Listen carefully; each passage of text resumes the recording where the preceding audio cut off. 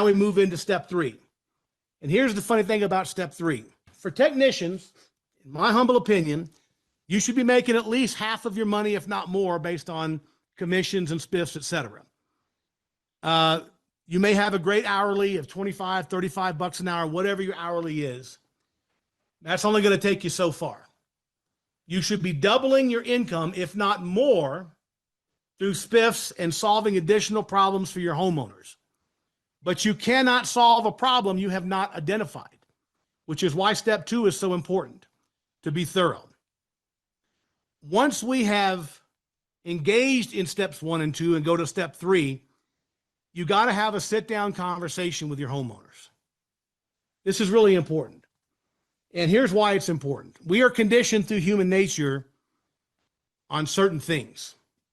When you're a kid and your school teacher, your principal, your parents say, hey, we need to sit down and talk, you automatically know it's a serious issue. If your doctor calls you and says, hey, I got the test results back, we need to sit down and talk, you know it's serious.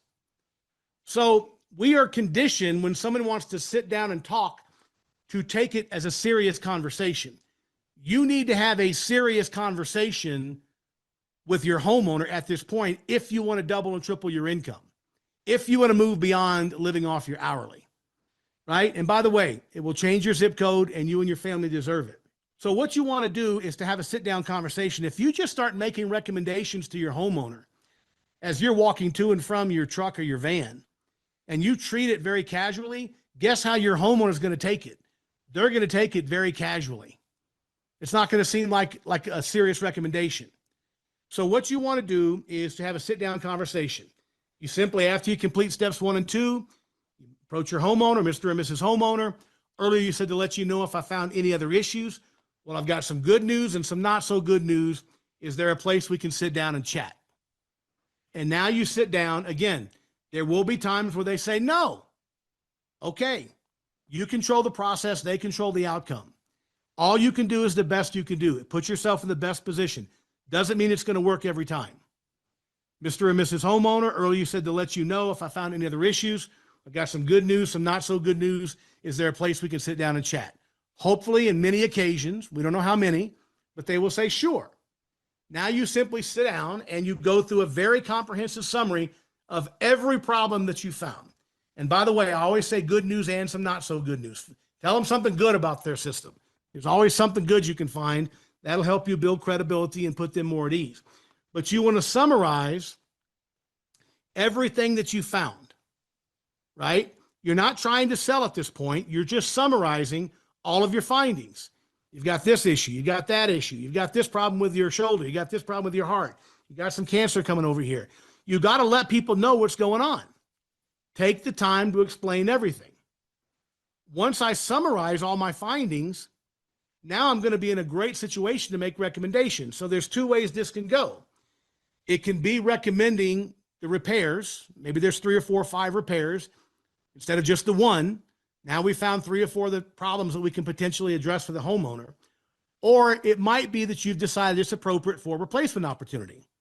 And I don't care if it's a maintenance call or not. There's lots of maintenance calls you go on that are going to need replacement systems, system replacements, right? On 15 calls, you're going to come across 3 or 4 that are old systems. A couple of those can turn into leads. One of those will turn into a sale. The numbers don't lie. They're pretty consistent over the course of the decades. So now you're going to make your recommendations. If it's appropriate for replacement, let's say it's a 25-year-old system, you found $2,000 of potential repairs, and you've decided, okay, this is appropriate for replacement recommendation, then that's where I'm going to start. If it's not appropriate, let's say my recommendations are more along the lines of a new thermostat, some indoor air quality for little Susie's allergies, all these types of things. If it's not appropriate for replacement, then I'm not going to have that conversation. I'm going to make my recommendations and I'm going to ask for the order. Mr. and Mrs. Homeowner, I'm going to recommend this because you said this. I'm going to recommend this because Susie has allergies. I'm going to recommend this because you said Bobby's room's very uncomfortable. Will you trust me with these recommendations? That's all that you're doing, but you do have to have the stones, the courage to ask for the damn order. One of the things that will transform your results overnight is simply asking for the order directly and affirmatively. Not, we could do all this stuff. If you decide you want to, give me a call back and let me know. That is not asking for the order. That's begging and hoping and praying and wishing. What you want to say is, here's the recommendation I'm going to make, and here's why. Make the recommendations and say, with your permission, can I start the paperwork? Or with your permission, can I get started on the repairs? You've got to make the recommendations, and you've got to specifically ask for the business. That's if it's just the repairs. Let's talk about repair versus replace. Obviously, we want to look for the appropriate opportunities, and this is only if it's appropriate. Only if you've decided that it's appropriate for replacement for whatever standard your company uses, based on the value of the system, the year of the system, the amount of the repairs. You've decided for whatever reason it's appropriate. I want to share with you a little technique I developed years ago. It's very powerful. You got to understand that the last thing in the world your homeowner was thinking about when you showed up was replacing their system, right? Unless it's a no heat or a no cool. We're talking more of just routine call, especially a maintenance call. They're not even thinking about replacing it. So you want to kind of capitalize on that. Once you go through and say, here are the recommendations that we could potentially do, and you've decided that it's appropriate for replacement opportunity, simply say, Mr. and Mrs. Homeowner, I'm guessing the last thing in the world you were thinking about this morning when you woke up was replacing this old system. Is that fair to say? And they'll say, yeah, we weren't even thinking about replacing it, right? They fall right into your conversation. And you say, no, I get it completely, but let me ask you this. Given the fact the system is 17 years old, do you think you might replace it in the next 5 years? And when you give them a 5-year time horizon, they are going to say, oh yeah, the next 5 years, we'll definitely do it, right? They always say yes to that because they don't feel any pressure. They don't feel cornered. They don't feel trapped. You're not saying, hey, you want to talk about buying a new system today? You're saying, you think you replace it in the next 5 years? They almost always say yes. And then you simply say, well, let's look at what you're going to put in this system over those 5 years. Obviously, we've got an older system that's pretty inefficient.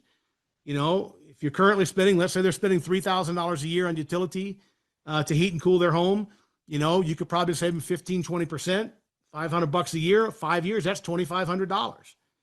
Mr. and Mrs. Homeowner, what about inflation? You think a new system would be more expensive in 5 years or less expensive?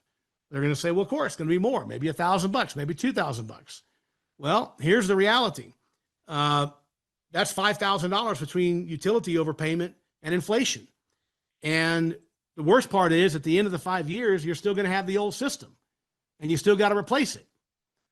And this is the key line right here. Given the fact you've already decided to replace it in 5 years, does it make sense to go ahead and look at that $5,000 and put that into a new system? Or should I just get started with today's repairs? Either way, you win. I'm not saying, would you like to look at a new system or not? I'm just saying, does it make sense to look at that $5,000 to put into a new system? Or should I just get started with today's repairs? Based on something called the concession principle, if they say no to you on the replacement opportunity, they become more likely to say yes to you on the repairs. So you want to ask for the replacement opportunity if it's appropriate. They say no, then you ask for the repairs. They become more likely to say yes. Concession principle is a very simple concept. We tend to say yes after we've said no a couple of times. In other words, if I ask you for $5, there's some percentage of you that would give me the $5.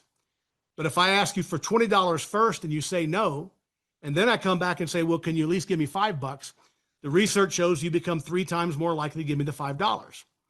So that's why you always have to ask for more and then bring it back down. Always ask for more and then bring it back down.